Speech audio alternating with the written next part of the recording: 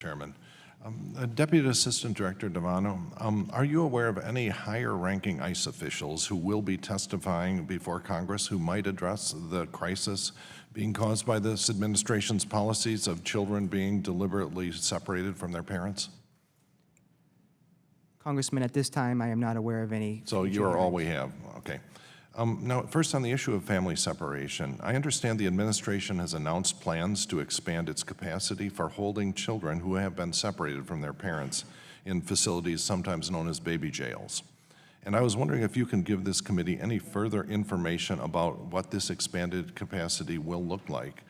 Specifically, will ICE be constructing more cages to separate children from their parents? Will this expanded capacity be in the same location as the children's parents where they're being held or elsewhere? And what sort of child care training the personnel running these facilities are being given? And are the background checks for these personnel up to the standards that we expect for child care in the United States? Chairman, thank you for your, Congressman, thank you for your question. I'm here to testify today regarding virtual currency. I work for the director within the Department of Homeland Security. That's Homeland Security Investigations. And our mission is basically to combat transnational criminal organizations that seek to exploit our immigration and customs laws. I do not work for the director within the Department of Homeland Security that handles the matters that you have addressed. I'd be happy to take your questions back and have someone appropriately answer those questions, but that would not be me sitting in my position with Homeland Security Investigations. Yeah, so I will be submitting those for the record and look forward to your responses on them, because this is just a crucial issue. Now, more locally in my district, ICE in the last month or so has executed a number of raids. ICE conducted a 6-day enforcement action in and around my district. I was told from advocates on the ground, which were later confirmed by the Chicago Tribune and others, that ICE agents pulled over and detained one Victor Cortez, a Mexican national who was here legally visiting a friend in Joliet, Illinois, in my district. Mr. Cortez was in the country legally with a valid visa. Mr. Cortez produced this visa for ICE agents, and yet, despite this, he was still detained for several hours. And so my first question is it a common practice for ICE to pull over and detain anyone simply because they look Hispanic or speaks with an accent? Again, Congressman, I appreciate your concerns and your questions. I'm not familiar with the situation that you're describing.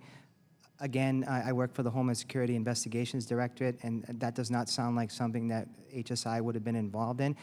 Happy to take the questions back for the record and provide you the answers that you require, sir. Okay. So, you know, this issue of pulling people over where they actually there is no legal, they're here legally and are being pulled over. It's a little bit personal to me. My wife is an immigrant from Korea, here obviously legally. Can she expect also to be pulled over because someone thinks that she doesn't look like an American? Again, Congressman, I'm not familiar with the situation. I will tell you that all HSI agents go through specific training, are trained to not to profile and to conduct targeted law enforcement investigations.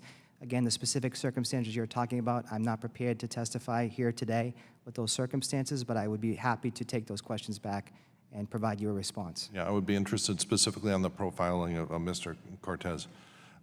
Is it a common practice for ICE to impersonate police officers and conduct traffic stops, or is that part of your training as standard operating procedure? Well, ICE deportation officers as well as special agents are considered, in our view, police officers. We are law enforcement officers.